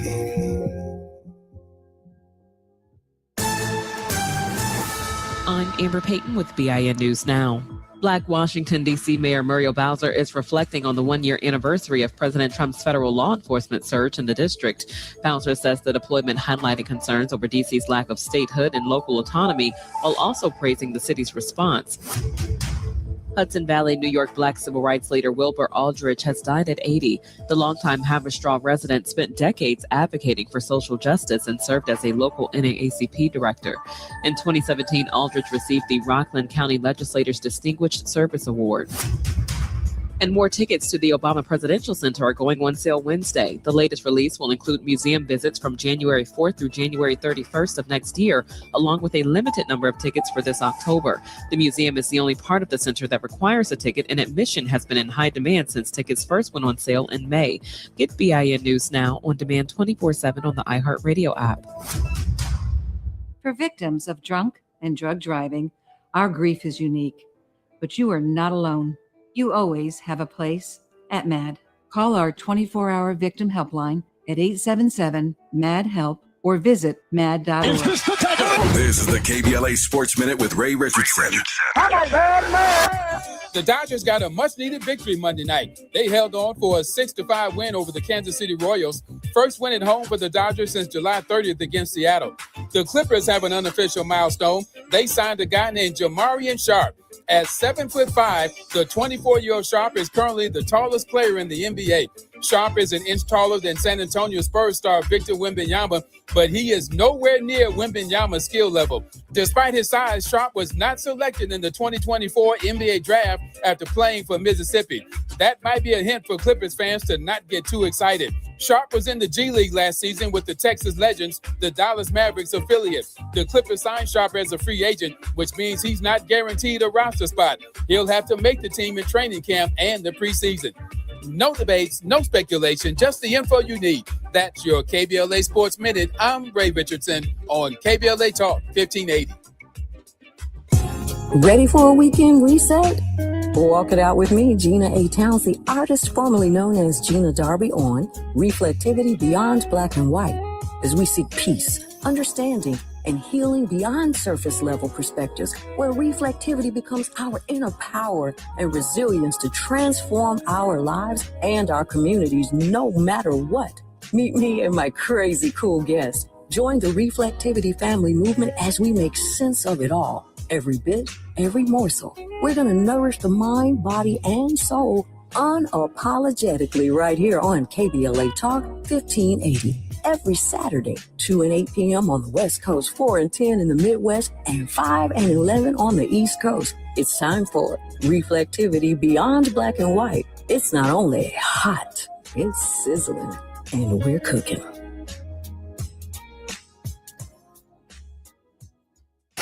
Where the overlooked become unmissable, this is KBLA Talk 1580. In a world full of noise, one station keeps it real. KBLA Talk 1580, where the conversation goes deeper, the voices sound like yours, and the issues that matter most to our community take center stage. Progressive, powerful, unapologetically us. Whether you're driving through the city or tuning in from your home or office, join the public square. KBLA Talk 1580, your home for talk that enlightens, encourages, and empowers. Listen live on our free KBLA 1580 app, on our website at KBLA1580.com, or on your radio dial at 1580 AM. What's good, KBLA delegation? I am Miles Lowe, and I'm excited to be joining the weekend lineup right here on KBLA Talk 1580. Join me every Saturday at 12 noon for the Do Better Show, where we get into the world of tech, AI, the creator economy, navigating your mental health through it all, and have conversations with founders to find out how real people are making real money right now. It's not a course, not a subscription. Class is in session every weekend, live on the air. So if you knew better, you do better, right? So let's make a better you. The Do Better Show, every Saturday, 12 noon, replaying again at 7 p.m. right here on Unapologetically Progressive KBLA Talk 1580. We got a lot to talk. Don't be anxious or confused about AI. Take control of your career when you get the skills to tackle real business problems and design specialized solutions. HR Dive reported that entry-level talent with applied AI credentials can receive up to a 25% salary boost. But where do you find training that you can trust? Future-proof your career and deliver more value with Humans Lead the Way AI. Their hybrid learning courses use practical definitions, real-world examples, and strategic insights to help you and your team understand AI with confidence. No magic, no hacks, no shortcuts. Just practical knowledge that helps you use AI more successfully. Don't wait. AI can never replace people who know how to use it well. Register for courses today at humansleadtheway.com. That's humansleadtheway.com. KBLA Talk 1580. We've got a whole lot to talk about. KBLA Talk 1580 joins you in standing for voting rights. The midterm election campaign season is here now. The 2028 presidential election is right around the corner. When We All Vote is a leading national nonpartisan initiative on a mission to change the culture around voting and to increase participation in each and every election by helping to close the race and age gap. Created by Michelle Obama, When We All Vote brings together individuals, institutions, brands, and organizations to register new voters across the country and advance civic education for the entire family and voters of every age to build an informed and engaged electorate for today and generations to come. When We All Vote empowers their supporters and volunteers to take action through voting, advocating for their rights, and holding their elected officials accountable. It's all in for 2026 and 2028. Please visit whenweallvote.org to stand up for your rights, voting rights. This is a community call to action from KBLA Talk 1580. You're listening to Jesse Jackson Jr. on KBLA Talk 1580. The Jesse Jackson Jr. Show. The Jesse Jackson Jr. Show. The Jesse Jackson Jr. Show. The Jesse Jackson Jr. Show. King Folly drops the beat. Come on and talk with me. Come on and listen to me. Come on and talk with me. Come on and listen to me. KBLA Talk 1580. Download the app. I'm Jesse Jackson Jr. Welcome forward to the Jesse Jackson Jr. Show on KBLA Talk 1580. We're on the grind with Barbara Arnwine and our very special guest, Commissioner Omar Sabir.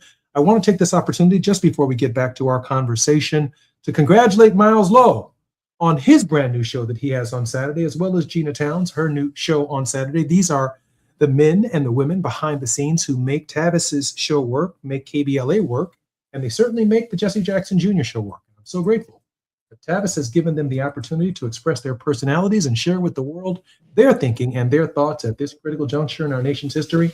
Barbara Arnwine is the president and founder of the Transformative Justice Coalition, internationally renowned for her contributions on critical justice issues. But in this hour, we have a very special guest, Philadelphia Commissioner Omar Sabir. He is the chairman of the commissioners of the county of Philadelphia, elected on January 6, 2020, a lifelong advocate for the people.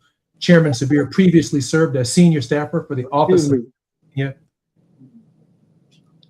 of Pennsylvania State Senator Vincent Hughes and held leadership roles with Nathaniel Sabir Memorial Leadership Fund. He has been featured on major media outlets such as CNN, MSNBC, 60 Minutes, the New York Times, Politico, Al Jazeera, and Showtime's The Circus. He was recently named Philadelphia's most influential African Americans by Philadelphia Tribune and commended by President Joe Biden for his work supporting voter participation. Mr. Chairman, welcome forward to the show. Thanks for having me. It's so great to be here. I am so grateful that you're here as well. And Barbara Arnwine, I want to tell you, the chairman's on the ground with voter participation and voter engagement right now in Philadelphia. There's elections taking place today in 6 states. The chairman has an eyewitness to what's actually taking place and how voters are feeling. Mr. Chairman, tell us what you're hearing from voters and what we should guard ourselves against in this present environment. Please take your time. Sure. I mean, well, today is a National Poll Worker Recruitment Day. So, we definitely want to encourage as many Americans to become poll workers. I mean, on the first ground, on the ground level, those are where those elections occur. I mean, I'm an election official. We have election officials all across our country. But poll workers, I mean, they are the heartbeat of our elections, and we need those people on the ground working. With all of the fear and concerns that we've been hearing from Barbara Arnwine, in this environment than previous election campaigns, Mr. Chairman? I'm sorry, you got cut off. Yeah, cut out a little bit. I do apologize. I want to ask, Mr. Chairman, I want to ask you, what is different about this election from previous poll worker training sessions that you've conducted, given that this is National Poll Worker Day and this recruitment period that you're engaging in? What are you training them now to understand about the federal government possibly being engaged in local campaigns in ways that they haven't in the past, Mr. Chairman? Well, we have contingency plans and things like that. I mean, we do additional safety training, things like that. But I mean, the main thing is just try to get younger people involved, because the average age for a poll worker is about 60 to 65 years old. That's across our country. And so you could be as young as 16, in some states, in Pennsylvania, 17. We're just trying to get more younger people more involved in the process. And again, that's just us all working together. Just in here in Philadelphia, I mean, you can make up to $300, but in other states, it's like $500, like $600 in different counties. So, I mean, it's lucrative for that day, but we just want to try to increase as many possible people to be available as possible and let them know that they are important. Tell us about your recruitment efforts. Is there a phone number that we can call, an email, a website? Please share with us, Mr. Chairman, any way that we can find workers across the country on our national program to join your efforts, Mr. Chairman. Sure. So I believe it's Power Up the Polls, Power the Polls. Power the Polls. Powerthepolls.org, powerthepolls.org, and you can get lined up at any, state in order for you to become a poll worker. But again, it's so important. And it's like, that's where the trust is at, because think about it. You're going to be basically serving in your neighborhood. So it's going to be people that they see that they trust when they walk in to see whether or not their name is on the book. And those are a lot of instances that we have where people sort of have this, where the misinformation, disinformation flourish, where you have someone inside of there and they might not find their name on the book, and it might be just an honest mistake. And then somebody say, yep, you see that? Yeah. You can't vote, yada, yada, you don't count. But a lot of times it might have just been a mistake. And, but again, it's critical that we have local people there on the ground. And then that way we actually can open up more polling locations, because some municipalities can't open up more polling locations because they don't have enough poll workers. So after COVID, a lot of the normal poll workers who were 65 and up, they said, you know what, I don't want to do it any longer, but now that we recruit more younger people, let them know that we need them to be a part of it and the importance of it, I think it's going to be great. But it takes us to do it. And like I say, it's August now. So November the 3rd, that's the big midterm date. So we still have time to reach out to your local municipality and see exactly what we can do to recruit them. I mean, again, we can have parties, we can have DJs and food like we're doing in South Philadelphia, but we're calling on everybody across the nation to do that. That way we can bring in poll workers with integrity. You get training, you get online training, you get training, in person. So you're not going to be involved in something that you don't know what you're doing. We have election officials across our country to make sure that everything was going to be straight when you do it. Barbara, there's never been really a threat to voting in ways like we haven't in our past. We always say every time it's election time, this is the most important election in the history of the nation. That's right. Barbara, this is the most important election in the history of the nation. The idea that the new legislative bodies can hold the president of the United States accountable is a factor and ought to motivate everybody to turn up in the polls. Barbara? Well, listen, everyone out there, and Commissioner Severe, you've seen this and you've heard this. One of the biggest issues voters have complained about is lack of polling places around the country. And the response in some of these states has been, we don't have enough poll workers to staff them. We don't, in fact, in North Carolina, they literally said that they were cutting back on early voting sites because they, quote, didn't have enough poll workers. And that was months ago. They hadn't even tried to recruit anybody. It is important for people to become poll workers. Another reason, in North Carolina, I'll give it again, they've been purposefully trying to stack who's at these polling places with MAGA types. And we need to make sure that people who want to be fair and open and respectful of all voters are at those polling places. Also, we want the sharpest, the best people at those polling places. You want people who will really search to help a voter, who know the difference between a provisional ballot and a regular ballot, who is able to actually do the work. And it's always heartwarming to me when I go to a poll and a polling worker is just a sweetheart. and is there and saying, we're glad to see you. They're welcoming you. They're making sure that you're okay. We went in to vote this year with the baby, my little grandbaby, and she was only 3 months old. And the poll workers were so sweet. They were like, what do you need? How, we got to make sure mommy can vote, and have time to vote. I mean, that's what you want. You don't want somebody sitting there, where are you? I can't find you on the list. Are you sure that's your name? All that kind of stuff. Barbara, I'm Jesse Jackson Jr. More on KBLA Talk 1580 with Commissioner Sabir and Barbara Arnwine when we come forward. While you're stuck in traffic, we can at least bring you up to speed on the news of the day. You're listening to Jesse Jackson Jr. only on KBLA Talk 1580.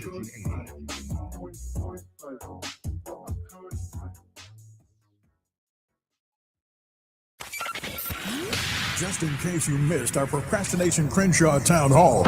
Women's Leadership Project is a Black feminist mentoring, civic engagement, and advocacy program. We have rallied, marched, and disrupted in front of the unaccountable Marquise Harris Dawson's office for several years now. We have gone down to City Council and City Hall and spoken truth to power to try and get resources and protection and funding for Black girls and Black women in the city who are only 4.3% of the population in this community, yet we are disproportionately victimized by sex trafficking, sex violence, domestic violence, and intimate partner violence. We have met numerous times with the unaccountable MIA trifling Marquise and his deputies, and he has turned tail and run. We have tried to meet and give a proposal to Destination Crenshaw to step up and hold space and provide protections for our youth in the Crenshaw district area, because there are no safe youth spaces in City Council District 8 in the Crenshaw corridor. Holding them accountable. We're KBLA Talk 1580.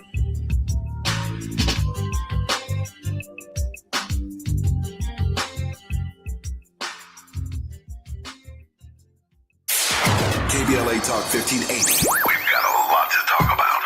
KBLA Talk 1580, connecting you with services and solutions. These are hard times for housing in America. Too many in our community face barriers to safe housing, behavioral health care, and affirming spaces for healing, particularly those impacted by poverty and stigma or incarceration. Rooted in South LA, Ahmad supports impacted communities through housing, wellness, and leadership development. Ahmad provides culturally responsive, peer-led support from transitional housing and mental health services to leadership development and youth empowerment. They offer safe, affirming houses for youth, transgender women, and formerly incarcerated individuals. Therapy and peer support with a focus on healing trauma in Black communities. HIV prevention and care, free testing, education, and wraparound services for whole person wellness. Standing in the gap with health, housing, and hope. Reach out to Ahmad Institute at 323-569-1610. That's 323-569-1610. Or visit amaad.org.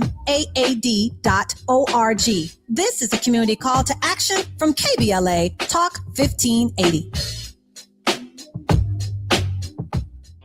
Are you feeling the heat? LADWP can help you stay cool this summer and save money. Through the Cool LA program, eligible customers can receive instant rebates of up to $275 on new portable, window, and wall air conditioners. Shop the Cool LA Marketplace today and beat the heat and save. Learn more and apply at ladwp.com/cool-LA. That's ladwp.com/cool-LA. Did you know the Crenshaw Corridor now offers free public Wi-Fi? Thanks to Destination Crenshaw and the City of Los Angeles, staying connected is easier than ever. Whether you're checking email, applying for jobs, doing homework, or supporting your local business, free internet access is now available along the corridor, because everyone deserves the opportunity to connect, learn, and grow. To find Wi-Fi locations and learn more, visit www.getconnected.lacity.gov.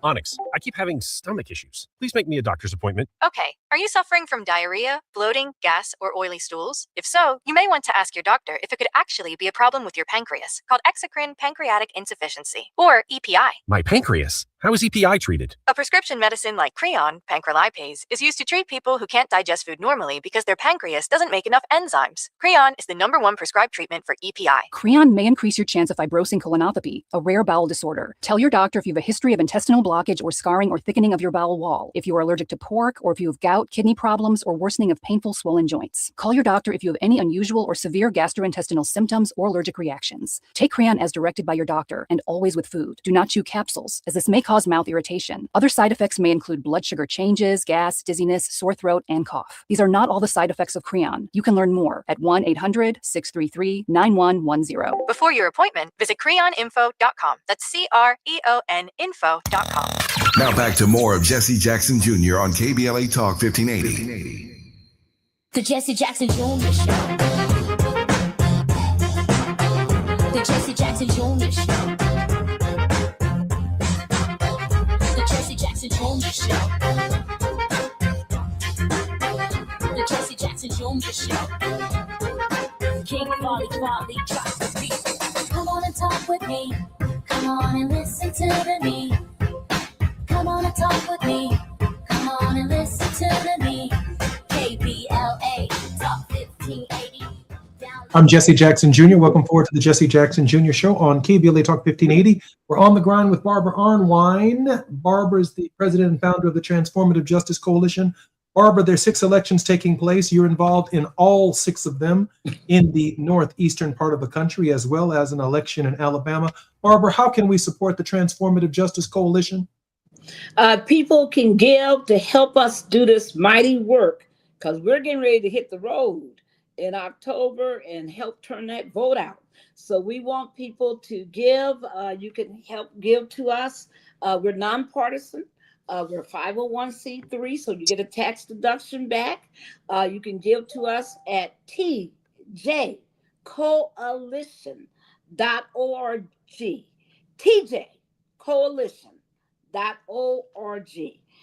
And we are grateful for every dime you give, because it helps us to do this mighty work. We were just in Atlanta last week, everybody, and Commissioner Sabir, you would have been so happy, because we were doing voter engagement programs with young people. And That's right. yes, I was so amazed, because we did a block party, which brought a lot of folks out at one of those, incubators, entrepreneurial incubators. You have those in Philly, thank God. I don't see them everywhere. And we did a teach-in, and guess what? We had high school students who turned out. They wanted to know about when they could become voters, what they needed to do to register, how could, when it was their time, could they pre-register, all these great issues. And it was just moving to watch the young people, because the program was led by Gen Z folks and run by Gen Zers. And it just made me realize that that's what you're talking about, Commissioner Sabir, when you said you want young people as poll workers. That's why we want every young person to go now to powerthepolls.org and register, become a poll worker. Get your whole frat, your whole group, your whole sorority, everybody, become a poll worker. Make sure that we have enough good poll workers out there to help the poor citizens. Philadelphia Commissioner Omar Sabir was elected to the County of Philadelphia in January of 2020. In 2024, he was voted chairman of the county by the 2 county commissioners. As chairman, he's committed to empowering all Philadelphians, but he's also doing some amazing work nationally to recruit poll workers. He gave us some statistics that poll workers have traditionally been over the age of 65. Commissioner, I can't imagine that you do this without resources. How can our listeners support your efforts financially to support and recruit more poll workers across the country? Oh, right now, people could use their own, personal social media platforms. Support Transformation Justice Coalition, because we work with them all the time. Again, it's powerthepolls.org. Just talk to our family and friends. Let them know that they can serve as poll workers, because at the baseline, we need people on the front line, people from their community that they trust, that they know, that they grew up with. So when people are making these false accusations about our elections, they're going to say, no, that's Tamika, that's Lisa, that's such from the community. We know them. We know they're not doing any nefarious, activities in regards to our elections. So that's why we want to have people from our community serving as poll workers all across our country. Commissioner, we can't thank you enough for that leadership, how very important it is. Commissioner, we always ask our hosts and or our guests to offer a word of hope. I know that there's going to be time for Barbara to give us her word of hope. Commissioner, let me give you 2 minutes to offer the nation a word of hope. Commissioner? Hello? Commissioner, yes. Oh. Yeah, Barbara, yes, sir, I sure can. Barbara, let me have you give your word of hope first. I just want people to know that I was looking at stats from last night on the Ali Velshi show, and he was showing that already you have more people who have turned out to vote for this midterm election and higher numbers than in the midterm election before and for the whole primary season of 2024, that you're seeing a greater, much more robust turnout, that voters want to be heard. And they're showing up, and they're showing out, even though we've had some of the worst weather you can imagine this year. And so I'm proud of voters, and I want you to keep that spirit up, everybody, because that's how we get the change we need. If you want to make sure we stop these wars, if you want to make sure that we have more money in our pocketbooks and in our pockets, if we want to stop the high gas prices, if we want to have more affordability, more housing for people who need it, more opportunities for more jobs, more entrepreneurship, we can only get there with the right people in office. And that's why you vote. Barbara, we only have a couple of closing minutes, and I know that Omar's having a technical difficulty. Okay. Let me ask you this question, Barbara. What are your hopes for tomorrow? How do you handicap the races? Where do you think this is going in terms of the primaries? Well, I hope that there's going to be some good people who will be elected, who will have the capacity to really represent their voters. That's what I hate, is when you get these people who just don't feel like they owe their voters anything. All they think about is who donated the money for them to run the campaign. I want, real people who have their hearts and souls in making sure that we have universal health care, and making sure that people, have the opportunity to, if they want to go to school, whatever kind of school, they can do it. But if they don't, that there still are good jobs out there. There's so much that good leaders can do, good create. And you've been one of them. You've been, in that Congress. You know what it's like at the federal level to have good leaders. And you've seen some bumps on the log.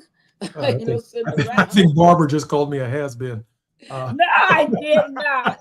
I did not. I'm just saying that you know what I'm talking about. You've seen the difference. Barbara, I'm so proud of you. We're so proud of the work of the Transformative Justice Coalition. I want you all to know Barbara is one of the sweetest people that I know, but she's also one of our most serious advocates for social justice in this country. And no one understands more, very narrowly focused, almost like a cyclops, on how important these midterm elections are. A single eye, a single focus, because all of the complaining that we're doing, if we don't participate in this election and turn literally the tide of the country, the consequences are simply extraordinary. And no one understands that better than Barbara Arnwine. We've been on the grind. I'm Jesse Jackson Jr. More on KBLA Talk 1580. Barbara, can't wait to see you until next week. Thank you so much. What a Love you joy much. to be on your show. Thank We're you. on KBLA Talk 1580. More when we come forward. KBLA 1580 Santa Monica.